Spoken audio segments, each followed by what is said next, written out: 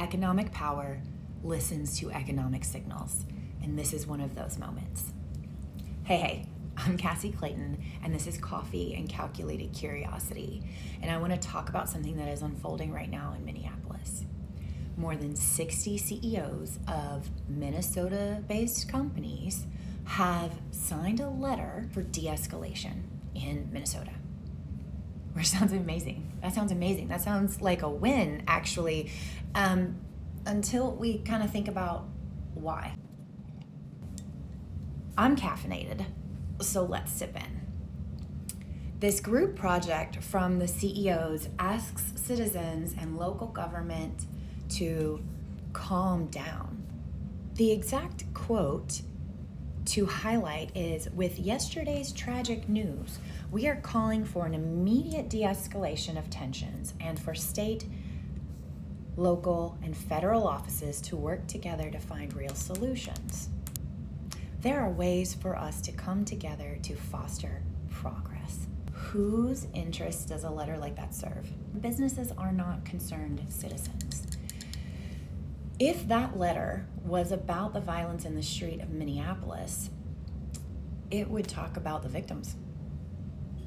It would mention who's perpetrating abuses of power, but it doesn't, actually. So then we need to think a little bit more on who's being protected in this letter. If we think about what else happened in the last week in Minnesota, Friday, there was a general strike. On Friday, January 23rd, 2026, it is reported that nearly 50,000 people took peacefully to the streets to protest in a general strike, the largest one in decades. While people are striking, unpaid on a Friday, they are not shopping. They're not buying things online or running errands or creating shareholder value. 50,000 people is nearly 10% of the population of Minneapolis. And it has been widely researched that 3.5% of the population can spark civic resistance and nationwide action. So with something as large as 10% of the population showing up peacefully into the streets on a weekday, these businesses are concerned. They are concerned about their revenue, and they are concerned about stock markets. This letter is power, money, and privilege stepping in to shield themselves rather than addressing the root cause of the crisis of what we're seeing in Minneapolis right now. They are not asking for the federal government to get out of Minneapolis. That's not what they're asking for. These businesses support the current administration with their money, and they're not stopping that either.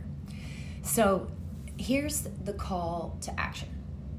When we talk about democracy and we talk about how do we get involved as regular everyday citizens, they have made it super easy for us on this one. These 60 CEOs actually put their name on this letter. So you can reach out to them and their customer service teams and be honest. Let them know that you like their company or you like their products or you use the stuff that they provide. Be honest. You want to see them doing more than sending a letter, and let them know that you stand firmly against unconstitutional actions and that you expect that they do too. And you can also let them know that you won't be spending any money with them until they do that. This is where democracy is using our voice to actually reach power. And that list of 60 CEOs, that is power.